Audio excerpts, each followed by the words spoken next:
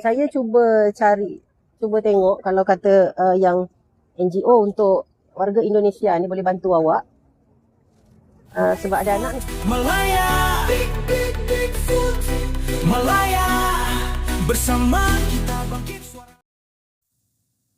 Korang tengoklah sendiri video yang tengah tular ini depan mata kita. Warga asing tanpa sebarang dokumen identiti selamba masuk negara kita secara haram. Selepas tu boleh pula buat pok merempat dan meminta sedekah di kaki lima. Yang paling menyakitkan hati, sanggup berhadap anak kecil tidur atas kotak semata-mata nak raih simpati orang ramai. Ini bukan lagi soal nak cari rezeki. Ini dah terang-terangan eksploitasi kanak-kanak. Datang negara orang secara haram, undang-undang kita langsung mereka tak hormat. Bila ditanya selamba je cakap janji dapat RM500 sebulan pun cukup. Masalahnya sekarang korang masuk secara haram. Korang sedar tak? Kewujudan pendatang tanpa izin yang merempat macam ni dah jadi beban sosial yang sangat kroni pada rakyat tempatan. Kita faham ada pihak NGO cuba tolong atas dasar kemanusiaan. Tapi sampai bila kita nak kena layan dan tanggung beresit undang-undang macam ni? Hari ini seorang bawa anak. Esok lusa satu lori puak mereka datang ke jalanan kita. Persoalan paling besar sekarang, mana pergi pihak berkuasa kita? Macam mana warga asing yang tak ada sebarang dokumen langsung boleh lepas masuk? Berkeliaran, siap boleh pacak kemah merempat di tengah bandar tanpa rasa takut kena rangkap. Adakah agensi penguatkuasaan kita dah lumpuh atau sengaja pejam mata? Takkanlah nak tunggu kawasan itu bertukar jadi koloni setinggan warga asing atau tunggu kes jenayah besar berlaku baru semua agensi nak terhege-hege nak buat operasi. Tindakan acap kali lambat. Penguatkuasaan kita ni asyik bermusim. Bila warga nak bising, bila video dah tular sampai memalukan imej negara, barulah nak nampak terlibat uniform berserbuan. Mana perginya tindakan pencegahan yang tegas di bawah Akta Kanak-Kanak 2001 atau Akta Atipsam 2007 yang dilakukan tu? Jangan sampai rakyat rasa undang-undang negara kita ni terlalu lembek dan boleh dipijak-bijak oleh warga asing. Cukuplah, bersihkan jalanan kita daripada lambakan parti dan peminta sedekah asing ini. Jangan biarkan tanah air kita terus digadai dan keselamatan anak cucu kita terancam. Pihak berkuasa tolong buat kerja, tangkap dan hantar mereka balik.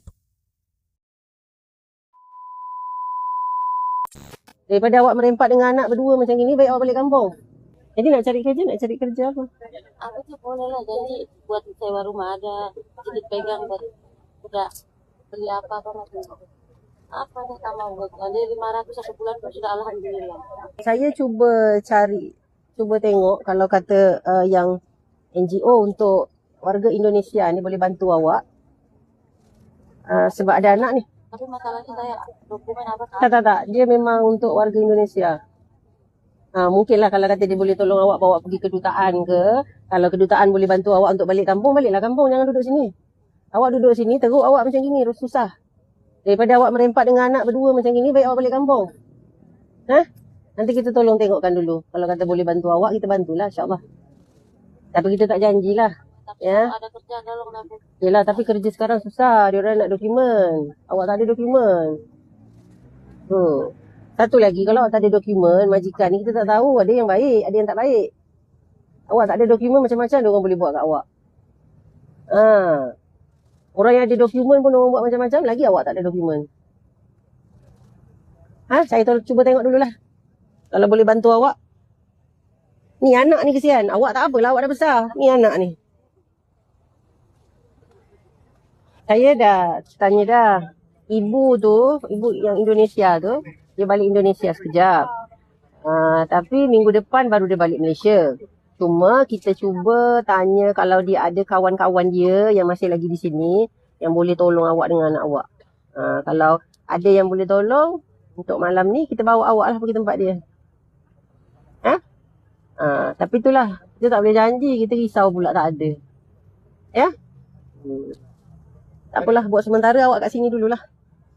Cuma jagalah anak tu. Duit tu pegang elok-elok. Ini orang ramai boleh je mencuri. Jaga elok-elok duit kita bagi, guna untuk kecemasan. Bagi beg satu. Bagi beg. Bagi beg saja. Kenapa kepala dia tu?